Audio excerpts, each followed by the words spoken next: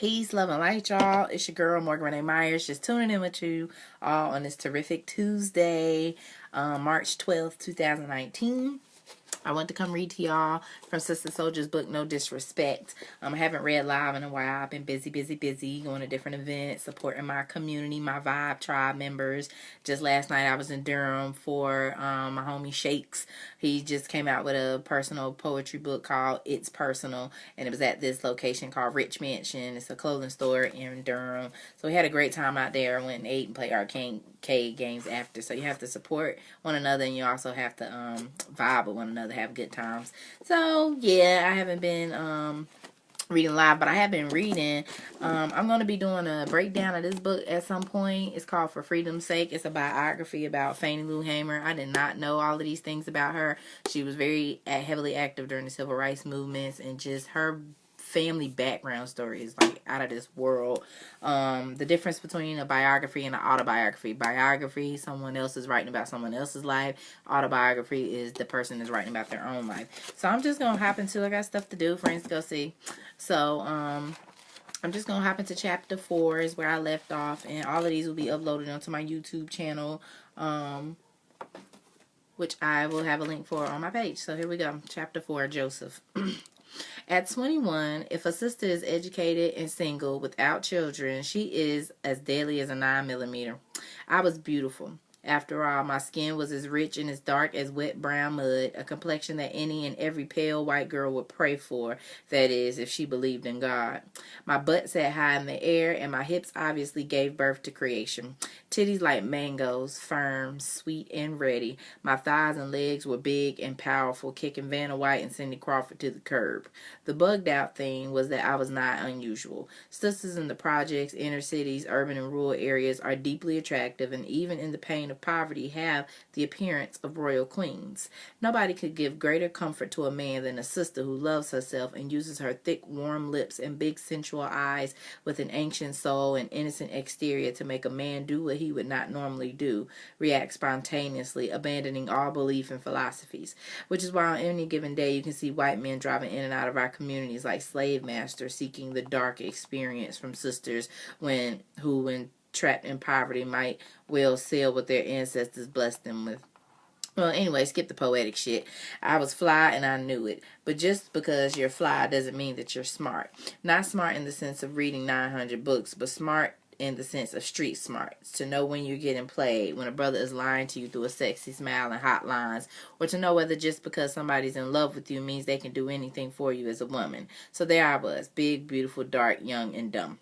I met Joseph at a rally. He was on stage surrounded by other African men, all enraged at the murder of another young brother gunned down by the police. On his face was the black man's dilemma: how to survive in America as an African man without going to jail for killing some unjust white motherfucker dressed in the police robes of legality for killing your kids. How to balance being a man and naturally wanting to protect and provide for your community, but having been educated in the finest white institutions that teach you that violence can only be used by white people and their armies to maintain white property and white superiority. And that when you are an African, even in the face of murderous injustice, you should just pray, cry, beg, but damn it, don't act uncivilized and strike back. My first attraction to Joseph was the fact that he was fed up with white racism, that he had definite thoughts, and that he had the desire for revenge.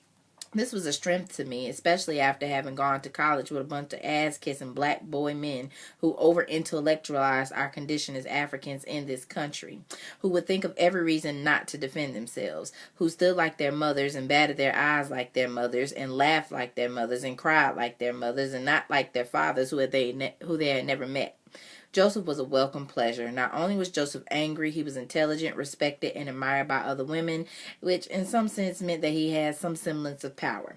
After tripping on the deepness of his mind, I fell into his big, compassionate eyes and thunderous, moving, thick lips and the passion that he spoke with. I wanted to feel personally, sexually. I wanted to feel him in the same way thousands and even millions of African women fantasize about loving their minister, who for the most part is the only sober-minded paid black man they see all week.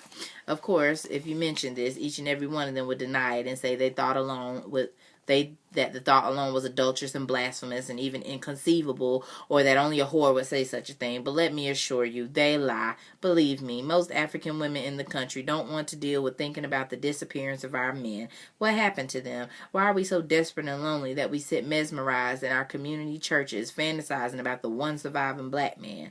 And while we escape truth, we are left with the unpleasant reality of sharing our men and acting like we don't know it. I leaned over and asked my girlfriend, Souljah, who was also at the rally, if she knew the speaker. She smiled and said yes. I pushed, is he married? She said, yeah, married with 2 children. He's beautiful, isn't he? I said, word up. I acted cool on the outside to my girlfriend, but on the inside, I was boiling. I felt I had known the speaker for a long time. I was seduced by his mind and strength and moist in my panties because of his charismatic and sexual power. But damn, he was married. Fuck it, I wanted him anyway. After all, in our community, there weren't many men like him, and I had been lonely for a long time because I was never any good at having sex for the sake of sex. It always had to be connected to something much deeper, like a purpose, a spirit, a love. So I applied it, as all women do. No matter how much we may deny it, we must admit that we have the ability to calculate things down to the smallest details. This is true. We calculate how we stand, how we sit, how we talk, whether to wear a skirt that grips your butt and rides your hips and shows your underwear, whether to wear a bra that squeezes your mangoes together to make them more voluptuous, whether to wear sandals and to use your toes as items of pleasure, or whether to look completely disinterested in a man you'd kill for. I decided to ask around and see when the next event would occur in which he would be featured and what organization I could join to be next to him. I didn't feel phony in doing this because I was already legitimately involved in the movement for justice and power for African people. At the time, I was deeply involved in the divestment movement directed at getting American corporations to stop investing money in and doing business with South African companies. I didn't think it would strike anyone as strange that I was joining one more effort. My investigation into Joseph's whereabouts and whatabouts was easy. I'd just get on the phone with one of my family and with one of my friends and talk about a dozen other things and then casually mention his name to see if they knew him or simply get a response, any kind of response. I found out one thing for certain. All the women had clocked him, but added he was a one-woman man, a dedicated father, a respected individual, and impossible to get with. My confidence level, however, was extremely high, mainly because I had been sick that spring and had lost a bunch of weight and was looking more delicious than a chocolate cake. I had been fasting, so my skin was more flawless than ever, and because I was always reading, traveling, exploring, and thinking, I was sure that the power of my mind could change any situation I concentrated on. I, too, thought I was desirable and hard to get with. I too thought I was desirable and hard to get. I too had high standards. I wasn't interested in the usual garbage, like what kind of car a man drove or what kind of house he had or how much money was in his wallet. Rather, what kind of mind did he possess? What kind of vision? Did he believe our world could be changed? Did he care whether we as African people could build, own, and control our own institutions? Was he as articulate about solutions we could use as a people as he was about the problems that we faced? Of course, these kinds of standards meant that I was going to be lonely most of the time. I learned from Souljah that Joseph would be next speaking at a community event on Wednesday night. She agreed to accompany me. When we arrived, the place was jam-packed with hungry folks for information and leadership. Brothers and sisters who had the common sense to know that something was wrong with this country, that they were tired of cooperating with the painful control and domination of white America, but more than anything, they were scared of the repercussions of thinking about taking action against white racism, scared they would be hung like Nat Turner, set up like Marcus Garvey, killed like Medgar Evers and Malcolm X and Martin Luther King Jr. So instead of fighting directly, they would defer to a young educated African man with several college degrees who they figured must know a way out of all this hell called America. So they came with heads and hearts full of hope and fear. Souljah and I waited anxiously for the other speakers to conclude their remarks so we could hear Joseph.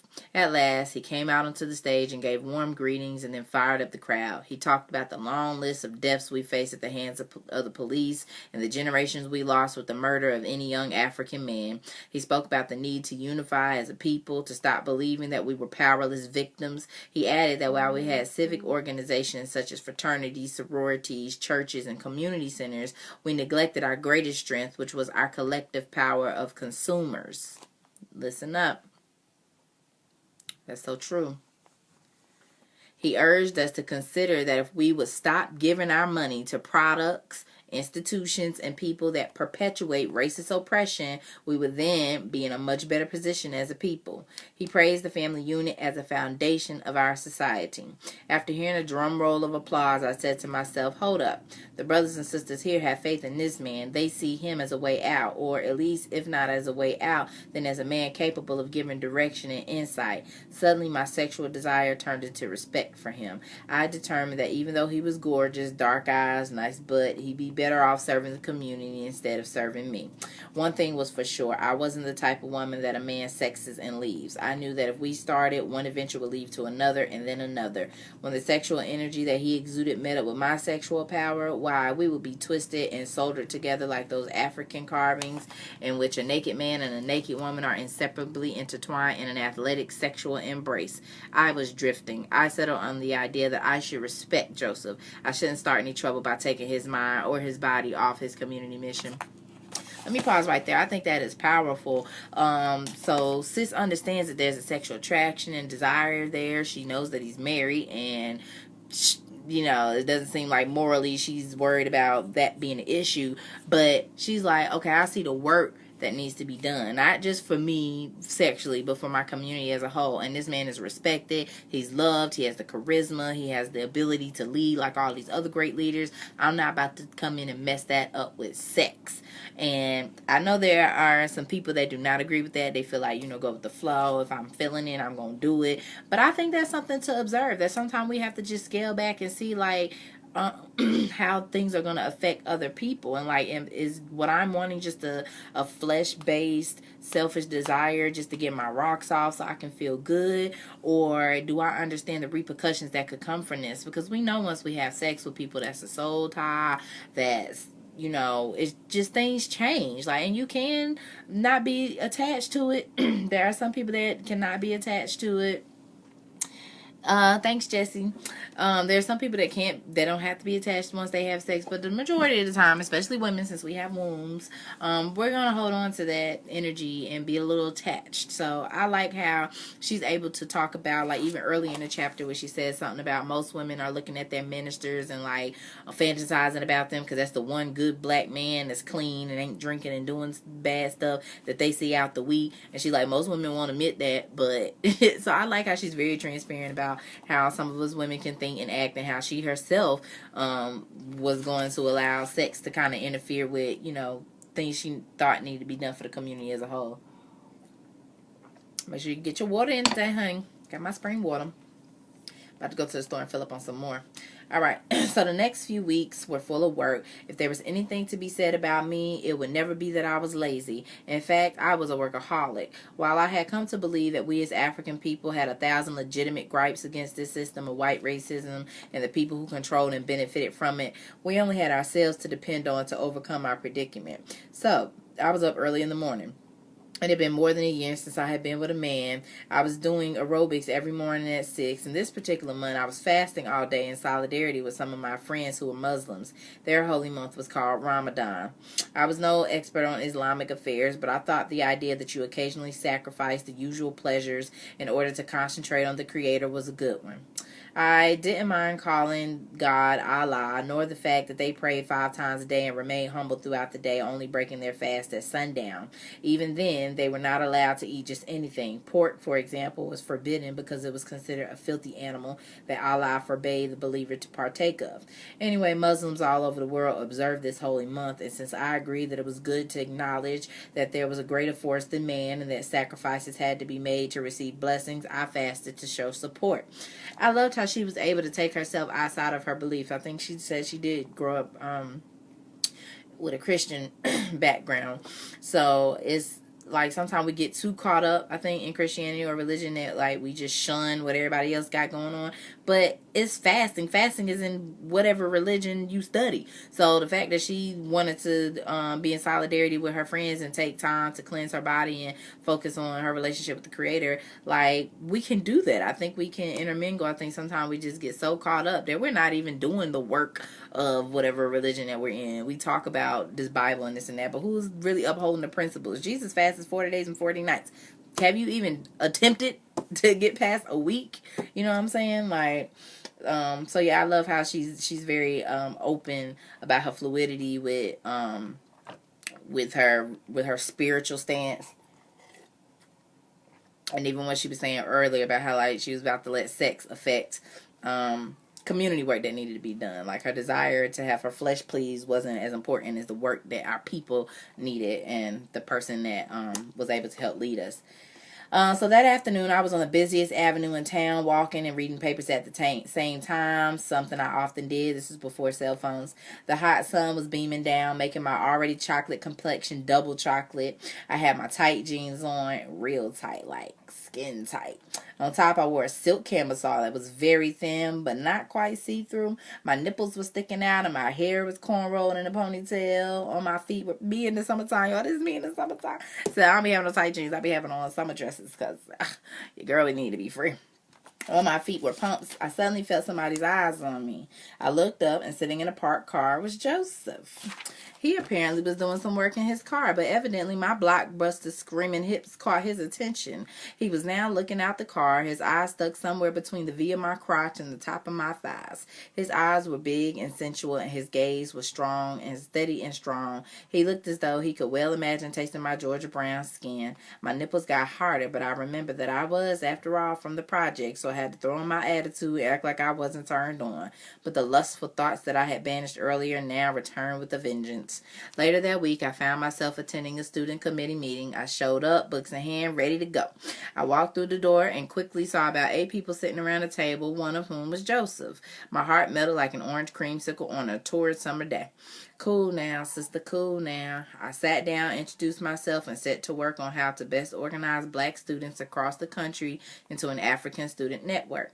With moist panties and a body that wanted to be touched, but a mind that told me to slow down, I argued that most African students were confronted by the same problems, but usually found themselves fronting. Fronting basically meant that you acted as if you didn't really have any problems, that you had everything under control. It was a survival tactic that many of us had been taught in order to conceal any inner weakness or vulnerability. Meanwhile, you found yourself spending your guaranteed student loan that was supposed to purchase your books and pay for your courses on fancy shit from Gucci, Fila, and Chanel, trying to hide the fact that your family was on welfare and you came from the slums. That you were mentally harassed almost daily by your family at home who didn't have the luxury of living on the college campus, which to those who came from the project seemed the plushest of places. They called you every other day on the hall phone in your dormitory to unload their new problems. Then they told you to do well and they would talk to you tomorrow. Instead of developing solutions to our mutual problems, black students came on campus and fronted like each of us was better than the next brother or sister. We tried to blend into a predominantly white educational system, and by doing so we retarded ourselves to the point where we were too embarrassed to acknowledge each other in the presence of white people. So we avoided the usual greetings so common among us of hi, peace, power, forward, or any of that black shit.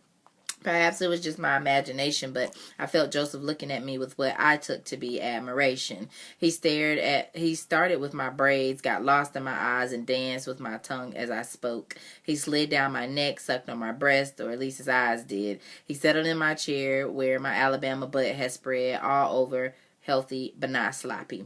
For the next 5 months, I would see Joseph at meetings once a week. I was convinced he wanted me as bad as I wanted him, but then he'd do things which make me think that maybe I was wrong. He was an older man, and sometimes he made me think he was playing with my head and enjoyed the fact that, although he never had put his hands on me, I was on him like his own skin. I realized that if I wanted him, I'd have to push up on him because it didn't look as though he was about to make the first move. I had him between my sheets many nights through my dreams and fantasies and visions, but I wanted him here in physical form, making me sweat and moan. I have to make my move. 4 weeks later, I finally had gathered enough courage. I called Joseph at his office and said, "I'd like to have a talk with you." "What about?" he asked. "Oh, a few things." "Oh, really?" As though he suspected something. "But in this talk, I need just me and you, not a committee or a council or an organization." "Okay, when?" "Whenever you can do it." "Next Monday," he said. "I'll come by and pick you up about 2 o'clock. "Okay." I hung up the phone and felt an ancient African drum roll in my stomach. I was scared and I wanted him more than I feared speaking up. Monday came a month later, or at least it seemed that way. Joseph drove up, got out, rang my bell, and went back to sit in his car while I came downstairs. I got in his car feeling stiff on the outside and like jelly on the inside. My mouth was dry. We rode in the car. He poked fun at me in a friendly sort of way, something he had done often since we had become friends working together on the student committee. About 15 minutes later, we arrived at a small, quaint Jamaican restaurant. We walked in and we were soon seated together at a table. Our initial conversation was a little strained. Perhaps we knew we were about to do something we weren't supposed to do. We avoided each other's eyes, at least I avoided his. After about 20 minutes of this excruciating back and forth, I guess it became apparent to him that I couldn't get up the nerve to say what I wanted. My emotions were battling inside of me, right versus wrong, propriety versus desire, young versus old. Why was it that I couldn't find the words to say what I wanted to say? Finally, he simply asked, "So, what was the reason we got together today?" I shifted my big brown eyes with long black lashes downward and said shyly, "I really don't know how to say what I want to say." He said, "Okay, let me say it. It has something to do with you and I." I said, "Yes, you're attracted to me," he said as if it were obvious. "Well, actually, I felt that we were attracted to each other." "Oh, did you? What gave you that impression?" At this point, I could see that he wanted me to juice up his ego. I wasn't going to let him front like he hadn't been sweating me all these months. I saw him countless times outlining the contour of my body with his eyes. I could see he was impressed with my intellect, my ability to express myself, my dedication to our people. I replied, "The way you look at me, the fact that you go out of your way to pick me up in your car and drop me home."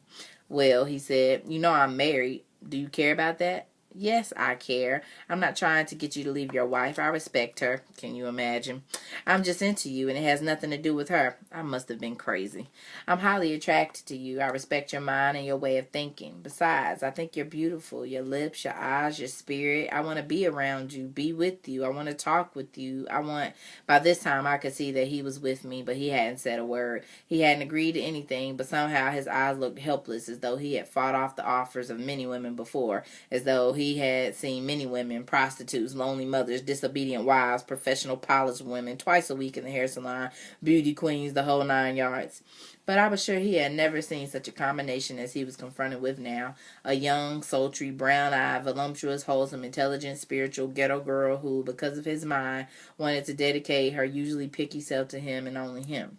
No matter how much he might deny it, over the past 6 months she had seeped into his soul. His values must have battled incessantly. He loved his wife. After all, she had given him 2 beautiful children, plus years of support and love. They had been together through thick and thin. She was down with him when he was down and out, and she celebrated alongside him during the good times. He was hugely possessive, and I knew would never have allowed his wife to do what he was about to do with the ghetto girl. But the attraction was too deep, the temptation too overwhelming. "I want to touch you," I said. "You're too young, and you deserve more than to be waiting on some old married man," he replied. "Sounds good, Joseph, but I don't want anybody else but you. You know how it is out here for black women. We don't have many choices. Our men have been ruined by America. If I could find the same qualities in another man, and believe me, I've looked, I'd take him. But you're the only one for me. I can feel it all over my body. I think about you all the time." Joseph motioned to the waiter for the check. We left in silence, still 2 separate entities. We got into his car, Joseph not saying a word. He hadn't said much in the restaurant, yet he was eager to start the conversation. His silence turned me on. It meant that I had already won. I knew that this was not just a case of having a pretty face, but of him understanding that if the already deep feeling between us now to be expressed sexually, he would be stuck with 2 women, his wife, whom he loved very much, and me, his young addiction. I think some women get a rise out of that, like being the other woman, the side chick, like what she don't know don't hurt her, and we got this whole bond and all this and that, which is why I advocate for, or at least ask people to consider, polygamy, because it's like, if you are already sharing men, you may as well know the other woman, and y'all just come up with a schedule or something. Put y'all money together and take it from there. Because there are some really attractive dudes that a lot of women are attracted to, because dudes that are wholesome and good and doing something and got some coins and like doing something progressive, that is a turn on. That's attractive. And when you not meeting or seeing many men that are like that, like more than one woman is going to gravitate toward that. So it's kind of like hard to not be attracted to people like that, or hard to not have many people attracted to you if you're that type of man. Just saying. So he would have he would be stuck with two women, his wife, whom he loved very much, and me, his young addiction. In the car while we rode in silence, I saw him looking at my legs. Before he had picked me up, I had been careful to spray myself with the softest, most seductive perfume I could afford, and was wearing my black lace pantyhose with the curless design up the calves. Now, she said earlier that women, we're very meticulous and we do things for a reason. So we know when we putting on that tight dress, or them leggings, or that particular scent, or that jewelry, or something to leave the cleavage out, I had an ass poking. Fashion definitely helps with some of our beauty choices or appearances that we're trying to make. Okay, don't let it fool you. I sell body oil, so I hear feedback from customers, and when I personally wear it, I'm out. People like, oh, what's that scent? Like, it'll really change the conversation. I got some homeboys, they buy some oils from me too, and like it be smelling good. And I've been out with them, and people like, oh, what's that? And they be like, oh, we got it from a homegirl, hit her up for the oil. So like, scents really do something for, in your home too. I do burner oils too. Okay, so in the car, we rode in silence. I saw him looking at my legs. Before he had picked me up, I had been careful to spray myself with the softest, most seductive perfume I could afford, and was wearing my black lace pantyhose with the curlicue design up the calves. These were stockings that have been worn by many women who were trying to entice married men whose wives had long since retired from the fashionable niceties that make life interesting. He placed his hand on the top of my knee and slid it slowly up my thigh, pushing my skirt up toward my butt. Then he slid his hand into my V and ran his fingers over my crotch. He said, you may be young, but you're a big girl. Big, brown-eyed, big-legged girl. Niagara Falls couldn't have been wetter. I relaxed my head against the headrest and thought, if this is foreplay, the sex is going to make me slave to the rhythm. But that was as far as Joseph was willing to go before he let me off. Another month passed, and Joseph and I were just talking, working together, flirting and teasing. Once again, I determined to up the ante. I decided to stop by his office at the insurance company where he worked. I would make it appear as if I had just happened to be in the neighborhood. My appearance would be deliberately enticing, but I'd act casually as if looking that good was an everyday thing. In the elevator up to his office on the third floor, I tried to catch a glimpse of my reflection in the piece of mirrored steel on the wall. I had already looked at myself 1,000 times. Earring, handbag, pumps, all matching. Silk dress hugging my curves so tight that they were about to start their own liberation movement. I walked into the foyer and let the receptionist know I was there to see Mr. Brown. She asked me to wait with a kind of snarl in her voice, but she was as insignificant to me as any old white woman. I sat down on the couch and picked up my copy of U.S. News and World Report. The lead story on black crime claimed to be an examination of why young African men in America seem to be killing each other at an alarming rate. The more I read, the angrier I grew. There was nothing in the article which so much as hinted at the system of oppression that was principally responsible for creating and maintaining the conditions of violence in which our people found themselves so hopelessly trapped. I hated reading such articles because they made me feel that no white person deserved to live comfortably and unmolested in so unjust a world. The emotion building inside of me, I suddenly realized, would not fit my seductive appearance. I needed to refocus my thoughts. Looking up, I saw standing before me a short, dark-skinned woman with about 40 extra pounds around her waist. Matronly in appearance, with the standard white strand of pearls around her neck and a plain Jane haircut, she was whispering to the receptionist that she would not forget to remind Mr. Brown to pick up his laundry from the cleaners, that it would be ready after 5 o'clock. I froze, feeling numb, instantly realizing this was Joseph's wife. Hold on, let me go back. What? Matronly, with the standard white strands of pearls around her neck and a plain Jane haircut, she was whispering to the receptionist that she should not forget to remind Mr. Brown to pick up his... Oh, okay, she was reminding the receptionist. I froze, feeling numb, instantly realizing that this was Joseph's wife. I felt funny inside, scared mostly because even though I hadn't actually made love with Joseph, I still felt like a thief in the night creeping around someone else's house. I felt like somebody had turned on the light, and there I was, exposed and guilty, stolen goods, clutched in my hand. What should I do? Run and give the stuff back? How would she react? Would she be like the overly protective ghetto girls I knew and just commence to beat my ass with a murderous intent? Or would she be like the uppity and polished college girls I knew who stupidly assumed that no woman had anything over them and so foolishly thought that no man of theirs would ever violate their trust? She looked in my direction as if to say, "Who are you?" Her eyes gave me a black woman's look over. My beauty was not to be denied.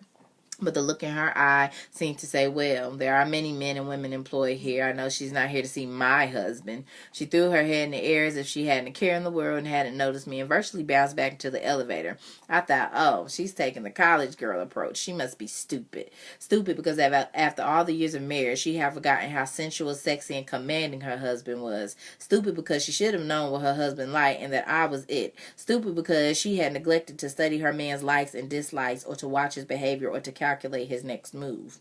Stupid because she had let herself go, become sloppy in appearance, not in terms of her clothes, they were all top of the line, but sloppy in terms of her body. She was not old enough to look as old as she did.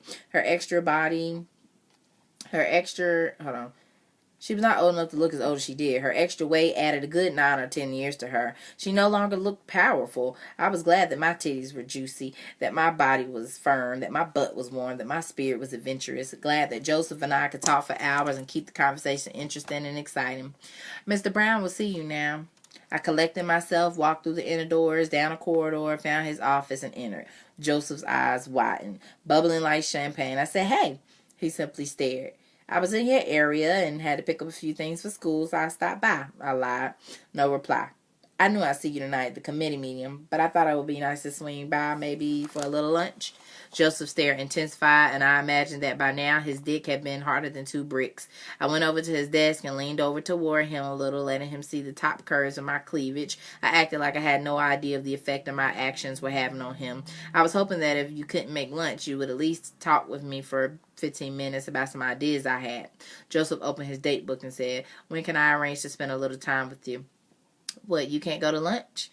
He stared into my eyes as though he wanted to rip my clothes off and said, not lunch, real time. I want to see you. If I could have kicked my heels together and blasted through the roof, I would have. I was so excited I could have fucked him right there on the desktop. The Midwestern delegation of the Student Network is having their annual meeting in Chicago in 2 weeks, I pointed out. Are you going? Yes, he said slowly. I'm scheduled to do a workshop there. So we can meet there. It's a date. He got up from behind his desk and, still staring, he came toward me and backed me against the wall. He leaned against my mangoes and my body temperature seemed instantly to double. He ran his hand down the side of my body, moving with every curve, stopping on the bottom of my butt cheek. He squeezed my butt hard and pressed his thick, wet lips against mine, sliding his warm, juicy tongue into mine. I sucked his tongue forcefully as he did mine, and we exchanged juices like there was nothing sweeter in the world. I moved my hand down, and without warning, I grabbed his balls and quickly and then let go. I felt that if we didn't stop, we would be butt naked in his office, which was located on a corridor with what had looked to me at least 5 other offices. He looked at me and said evenly, I'll see you tonight at the meeting, but I'll really see you in 2 weeks in Chicago. Acting as coolly as I could, I picked up my purse from off the desk where I had put it and waved goodbye with a dreamy look from a spell left unbroken. Souljah and I flew to Chicago together. We look forward to sharing a hotel room at the conference. Despite the unspoken competition I felt between us, Souljah was a good friend, cool and intelligent. And while I didn't feel that it was I who needed to compete with her, she seemed as though she always had to have one up on me. I, in my arrogance, felt this to be impossible, but somehow Souljah had worked it out in a way that made her feel comfortable with me, and that was fine with me as long as I didn't have to deal with a cranky attitude or aggravating whining. I hadn't told Souljah anything about me and Joseph, which was hard because she was really my good friend. I couldn't tell her, though, because Souljah, like many women I knew, secretly lusted after and admired Joseph. I was sure she had even fantasized about him, but she, like many women who knew they simply couldn't get it, hadn't even bothered to try. Moreover, had I told her, and I would have given her graphic descriptions, I was good for that. I feared she would have turned into a green-eyed monster and exploded with just jealousy, so I just kept my mouth shut. I've been there. We checked into the Hyatt Regency, a beautiful hotel. We had a double room, Souljah on one bed, me on the other. We had to unpack, quickly shower, and change because our first meeting was at 4 o'clock at a nearby university. Dinner would be at 6, after which we could either go to a party or be free until the next morning when a full day's work would get underway. At the meeting, I got pissed off. If there was one thing college students were guilty of, it was being unrealistic, or perhaps more accurately, unreasonably idealistic. We fought each other over dumb shit like whether African people ought to be Pan-Africanists or communists. Simply put, Pan-Africanism was the belief that black African people, no matter where they were in the world, ought to unite.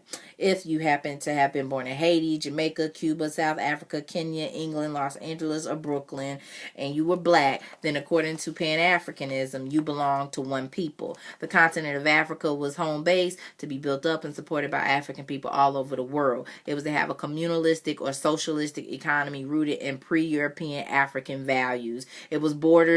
Its borders were to be defended by one massive continental army equipped with the latest technological weapons. The idea was that a free, independent, and protected Africa in full possession of its authentic culture and priceless resources would be able to exercise enormous influence and respect in the international arena. Instead of being seen as beggar nations unable to feed their own people, forced to take out yet another loan from the International Monetary Fund, which everyone knew could never be repaid, and which only plummeted the continent into a perpetual cycle of economic enslavement, Africa could stand tall, rock steady on its own 2 feet.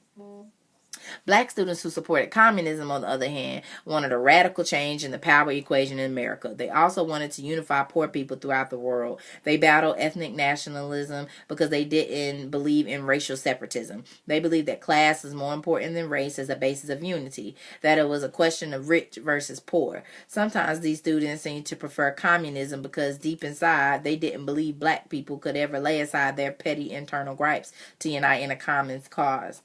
Neither the Pan-Africans nor the communists did much for me. I was more practical minded. I believed that we should organize where we live, that we needed to dedicate our skills and devote our resources and attention to the African youth in the communities we lived in. It seemed obvious to me that you helped your own first and foremost. What fool will argue with African nationalism when Irish nationalism, French nationalism, and Jewish nationalism, to name just a few, have been a powerful and successful force for many years? I suspected that these students didn't really want to do any work. They were lazy and perhaps took their status as privileged students for granted. They love endless conversations and for the most part were context to play intellectual gymnastics for 4 years, then graduate and join AT&T. They didn't really care about the brothers and sisters back home, having always felt inwardly superior to them. These students sometimes seemed filled with loathing for their own kind.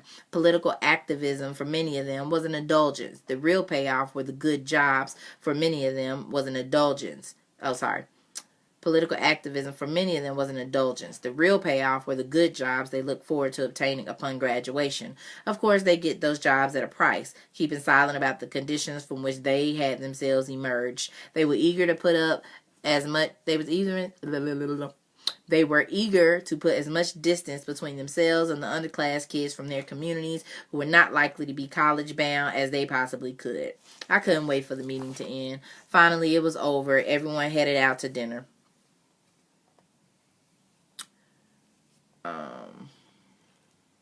Clad in our standard college attire of jeans and sweatshirts, Souljah and I stepped into the dining hall. People were continuing to talk at the table. Some told jokes, others laughed, hollered, and screamed. Some people, I noticed, had already paired off. Joseph entered, talking with 2 students, 1 male, 1 female. They sat down. I tried to avoid looking excited, but Souljah was on me like a homecoming pigeon. She had a habit of digging. Maybe she suspected something, maybe not. What I did know was that I had to begin plotting my disappearance in I can never say that word. How do you say this word? Hold on, because it's going to bother me. Rendezvous? That's not how you say it. Is that rendezvous? Rendezvous. Shut your mouth. Rendezvous. Rendezvous is spelled Rendezvous. Rendezvous. A meeting at an agreed time and place, typically between 2 people. A rendezvous with Bae was planned. Okay. What I did know was that I had begun plotting my disappearance and rendezvous soon, or Souljah would definitely be on my case. This food is horrible, I complained. It's making me nauseous. Souljah snapped, well, why don't you stop eating it? Yeah, I'm going to throw it away. My plan to act sick later that night my plan was to act sick later that night so I would have an excuse not to go with Souljah to the party later on. There was always a party at these revolutionary conferences. That way, with Souljah gone, I could shoot upstairs to Joseph's room, which I knew he had reserved 5 floors away from all the students. Carrying out my plan wasn't going to be easy. No nosy ass Souljah would probably have a heart attack when she learned I wasn't intending to go to the party. Because if I wasn't there standing by her side, it would become obvious that nobody was asking her to dance. Souljah, let's go back to the hotel. I don't feel well. Yeah, I want to get out of here myself and lay down after this ridiculous argument at the meeting. Back in our room, we relaxed by watching Cry Freedom. That is, if you can relax watching a movie that's supposed to be about Stephen Biko and the oppression of black African people in South America. Oddly, the movie was less about Biko than it was about the white reporter. At 9 o'clock, Souljah got off her bed ready to shower to go to the party. It was now or never. Souljah, I'm not going to the party tonight. Word, she said. Yeah, I don't feel too good. That never stopped you from shaking that big butt. She started cracking up. No, seriously, I ain't going. All right. I'm not going to sweat you for a party. Maybe I should just stay home too. No, Souljah, I think you should go. There's crazy cuties here. Maybe you'll meet a man, politically conscious, politically correct brother. Souljah paused. Maybe so. I'll go for a little while. At least take a look around. 45 minutes later, she was showered, dressed, and out the door. I was relieved. It wasn't that hard to convince her to at least get out of the room for a little while. Long enough for me to change it to something I knew Joseph would like. I hated jeans and all that boyish stuff we sisters were wearing in college. Out of my suitcase came my lace undies and the smoking red dress lit up the side with shingles on the end. The dress hugged the waistline, accentuated the butt, and gripped the mangoes just enough for Joseph to keep tabs on my nipples. I carefully put on my stockings and garters, slipped on my pumps, and wore my hair out. I was ready. I took the elevator to Joseph's floor with butterflies in my belly and knocked on his door. Joseph opened the door slowly. He had a suit, not at all like the one Souljah and I had. He had a suite, not at all like the one Souljah and I shared, but one with the living room, kitchenette, and a big bedroom with carved lamps and a plush carpet. He stared at me intensely and gestured for me to come in. I walked in, working every curve I had on my body, knowing I was wrecking his nerves with each step. I sat down on the couch. He asked me if I wanted something to drink and opened the door to the cute refrigerator full of juices and liquors. Joseph knew I didn't drink alcohol, so he must have meant that I want some juice. He poured some cranberry juice into a tumbler and handed it to me. He came and sat down beside me. My body temperature rose several degrees. You know, that's true. I be around black men and my temperature just rise. It gets so hot. Ooh, it's the melanin. He took his finger and ran it down my hot red tight dress, starting at my shoulders and straight down over my nipple. It sent the red alert through my body. He took the glass out of my hand and placed it on a nearby table, and without getting up, began to suck the cranberry juice off my tongue and lips. Kissing Joseph was an art in and of itself. It was like sex. We both licked and sucked everywhere. It was unafraid, unashamed, uninhibited, sensual sucking kisses. Oh, Lord, I ain't been kissed like that in a while. Joseph had his hands all over me. Without even taking off my clothes, he wet my nipples through my dress and teased my toes with his tongue through my stockings. He ran his hands up the inside of my leg and found his way to my panties. Since I didn't have on any pantyhose on, he pushed my panties to one side and pushed his thick thumb into my pussy, sending me off into the pleasure of blackness. I cried out in the sounds that have no meaning other than more. Joseph eased up, grabbed my hands, and started licking my fingers and directed me toward the bed. He hadn't spoken a word, and still silent, he unbuttoned my dress down the front and the middle. It fell to the floor, and there stood my titties at attention, stockings, garter, belt, and Joseph wanting my young, firm body. A figure I suppose he had not seen in a long while. He pulled the sheets back with one hand, and with the other he unfastened my bra, and it too fell to the floor. He sat me down at first, and then laid me down. When my body hit the cold sheets, I broke out all over with goosebumps. Joseph sucked my mangoes lightly, just enough to further entice me, then stood up to undress himself. He turned down the lights and stood before me in the semi-darkness at the side of the bed. If my titties were at attention, then he was in full salute. I sat up and put both my hands around his waist and began to suck and tease his dick, prompting his cool to give way as he let out a sigh of total pleasure. I licked and teased, bringing him almost to a point of no return, but then withdrew, wanting to make sure I had saved the best until he was inside of me. I laid Joseph down and placed my big, hungry body on top of him, wrapping my thighs around him, riding him like Black Beauty until we both broke out into a sweat. Joseph was on my neck, sucking as though there was maple syrup there. He was on my neck, behind my ears, and on my throat. And then it happened. Almost at the same time, our bodies shook and we flooded one another with our more than approval. Even though I was on top, Joseph collapsed and went to sleep. I lay there feeling better than I I lay there feeling better than I ever had, but scared. I had known Joseph for a year now. We had bonded as friends, and we were of like minds politically. We had merged in soul and spirit, and now we had deepened our relationship in the most personal and explosive way. This was no fling. This was critical because it was forbidden, and because it could probably never be. It was bound to cripple me emotionally if I ever lost it.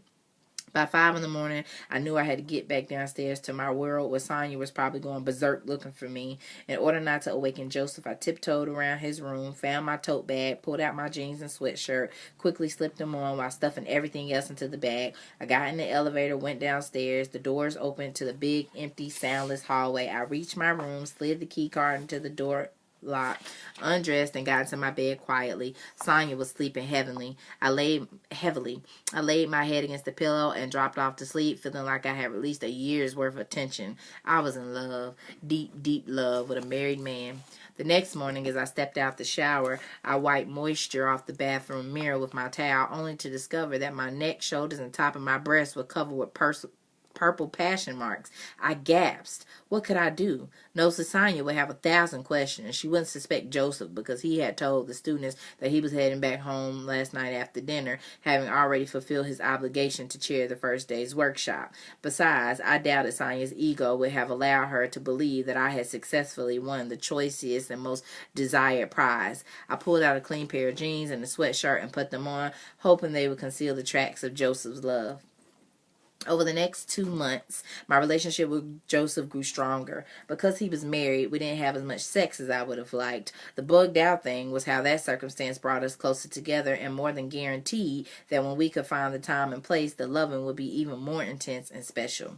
The real problem was elsewhere. Because of the tremendous energy flowing between Joseph and me all the time, our deepening bond was hardly a secret anymore, even in the presence of other people, committee persons, conference participants, peers, business persons.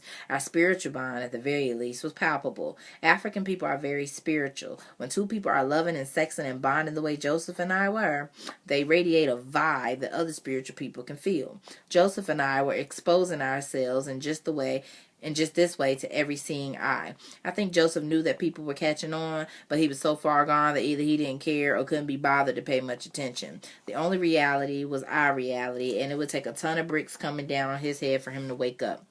Joseph's wife caught on. How did I know? Because she started doing strange things like dropping the children off at his office and asking Joseph to drive them to their activities instead of taking them herself. She started going along with Joseph on his business and activist trips, even though she never had before and he had always been seen as a loner. She began to pop up at his office on odd days, breaking her usual routine that I had pretty well memorized. And since she changed, Joseph changed too under the pressure. He would not say no to his children. He could not say no to his wife. He certainly couldn't tell her that she was not welcome on his out-of-town trips. Joseph began to miss dates that we planned on, agreed upon, and longed for. Once, in fact, I was left sitting in our little Jamaican restaurant with my sweet-smelling perfume and moist body and my seductive silks, all by myself, wondering, waiting, and hoping that eventually he would show up. Joseph, too, became frustrated for several reasons. One was because he knew he had an obligation, a commitment to his wife and children. After all, he had always been Mr. Commitment, Mr. Building a Strong Black Family. He was also frustrated because he wanted to see his sweet little addiction, with whom he had merged on so many levels, with whom he now had so much more in common than his wife. When Joseph and I would finally hook up, we'd argue. Argue because I was lonely, I had been stood up, I had been horny, starved for good conversation. But mostly we argued because we missed each other and felt ourselves to be under the sway of circumstances somehow beyond our control. I knew I had to get myself together. I had to deal with his new reality. I had promised myself that I would never try to break up his family because I didn't believe in families breaking up. I sucked my teeth and said to myself, if we were back in Africa and Joseph were a great man, a community leader, he could have more than one wife. We could all agree that, know it openly, be thrilled, we could all agree to that, know it openly, be thrilled just to be involved with and connected to such a great leader in spirit. But we were not in Africa, we were in America, where people said where people said they were Christians and any other way of life was the way of an infidel. So men marry one woman and hear their other wives. When they got caught, they called the other woman with whom they had shared their intellect, spirit, body, and soul whores, who were to be dismissed and denied even though they had been around and loyal for years. What could I do to draw Joseph closer to me? What could I do to grab his attention and make him understand that I loved him, needed him, and that the plain fact was that over the last year he had become a part of me that I never wanted to sacrifice or give up? After careful thought, I came up with a plan. I'd tell Joseph that I was pregnant. Surely the idea that I was carrying his baby would bring us closer. It would make me family. He would never leave me. It wouldn't matter, I thought, if I wasn't really pregnant, because once I had said I was, he'd have every reason to keep loving and sexing me, because the dangerous deed had already been done. And that's when I'd actually try to get pregnant. I'd throw away all the birth control and we hump like there was no tomorrow. I called Joseph on the phone. Hey, baby, I know you're busy. I know you're under a lot of pressure, but I've got to talk to you. It's important. Joseph said, sounds serious. Well, I miss you, and I miss you too. You don't have to explain. I would tell you to come to my office, but Margaret, my heart dropped. That was his wife's name. He had the nerve to call out her name. He had never done it before. Maybe I was crazy, but I only wanted him to say my name, to speak to me, to think of me. He continued, Margaret comes by sporadically, and I don't want the two of you to run into one another. Joseph got quiet. All right, baby, come Thursday afternoon at about 3 o'clock. I know for a fact that she's going to get her hair done at that time. You can meet me at my office, and we can go out for a late lunch or early dinner, and we can talk. Thanks, Joseph. I do need the time. I'll see you Thursday. Until then, stay sweet. You know I love you, right? Yeah, baby, I said I love you too. Take it easy. Thursday came sooner than later. I found myself sitting in the foyer of the insurance company Joseph worked for with the same crab receptionist. I imagined her reporting my comings and goings to Margaret. I rolled my eyes at her ugly face and then buried my head in a copy of Newsweek. The topic of the week was unwed black mothers and their unmanageable and illegitimate children. My reading was interrupted by two brown-colored legs coming through the door out of the corridor where Joseph's office was located. Staring down, I thought the shoes were somewhat familiar, although I couldn't remember where I'd seen them before. My eyes began moving up slowly, all the while I was praying it wasn't Margaret. When I got midwaist, I swallowed hard and went eyeball to eyeball. It was Souljah. She had a stern look on her face. I spoke first, slow and curious. What's up, girl? What you doing here? Just taking care of something I should have taken care of a while ago, she said snottily. Oh, yeah? Well, I hope it works out for you, I replied. She snarled. Hopefully it will work out for all of us. She turned on her heel and abruptly made her exit. Now I was really nervous. What had happened? Why was Souljah here? I knew she wasn't fucking my man. No, she wasn't even his type. Fuck it, who cared? That's when Dogface barked. Mr. Brown will see you now. I got up, feeling my uterus had dropped. I had arrived confident that my plan was going to bring Joseph and me even closer, but here I was in front of his desk. He looked down and out like he had come to the end of his rope. He didn't even look up to check my legs, my lace stockings on my big brown eyes, puddling up with tears. Joseph, I called. He looked up. I looked in his eyes. I could feel he still loved me, but he didn't look determined anymore. He looked defeated. What's up, baby? I said. I guess you saw Souljah on the way out? Yeah, what did Inspector Clouisa want? I'm not saying this right. Inspector Clousie want, I joked.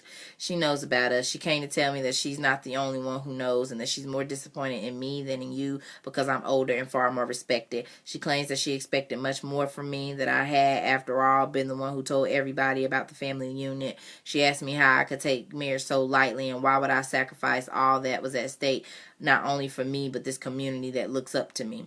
She asked if I realized that you were young and naive, even though you're extremely intelligent and confident. She asked if I realized that you never had a father and nobody in your neighborhood ever had a father. So she said you had no respect for or any real understanding of what a family unit was other than a useful piece of political jargon. I got pissed off and said, why doesn't she mind her business? She always thought she was a cut above just because she came from a 2-parent family, 2-car garage, middle-class okie dokie community. Joseph interrupted. I think she was being helpful. I sat there boiling, thinking, yeah, Souljah was being helpful, all right. But if she could have, she would have got her black ass between Joseph's sheets. If she could have sat side by side with such a strong-minded man and exchanged thoughts on the equal level, she would have. But instead, she comes tripping in here on her high moral horse, tip dripping into my life and most precious reason for living. I remember the line Aretha Franklin had sung from my mother's old record collection. Before the day I met you, life was so unkind. Now you're the key to my peace of mind. Joseph brought me back to earth. Baby, he said, as much as it hurts me, I think it's over. We gotta cool out. I'm about to lose everything. And I've realized one thing. It's either I keep you and lose absolutely everything else, or I give you up and honor my commitments for life. Feeling as if I had been stabbed in my stomach, I gasped for air and it slipped out. I'm pregnant. Joseph looked like his heart fell in his lap. He remained silent for what seemed like an eternity. Then he lifted his head and said softly, get an abortion. Ooh. That's the end of chapter 4. Joseph.